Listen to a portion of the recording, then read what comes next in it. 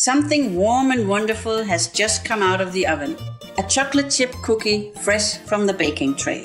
The kitchen smells like butter and warm chocolate. Cookies appear right when children come home from school. And the first question is often the same. Can I have a cookie? It's like the aroma is luring friends and family in.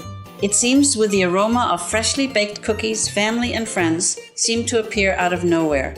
These cookies are so nice and soft. How do you make them stay soft?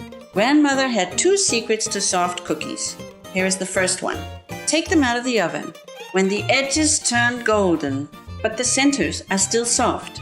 Cookies continue cooking even after they leave the oven. So once they come out of the oven, move them from the baking pan onto a cooling rack. That little step lets the cookies cool gently without continuing to bake on the hot pan. Grandmother's second secret to soft chocolate chip cookies is using brown sugar.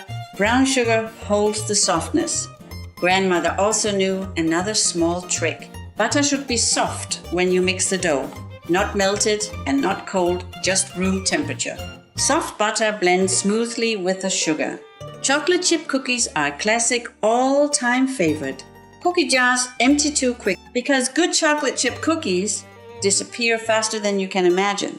If you enjoy simple kitchen tips like this, be sure to like the video and follow Grandmother's Kitchen so you won't miss the recipes and ideas we share here. And now we'll show you Grandmother's classic chocolate chip cookie recipe.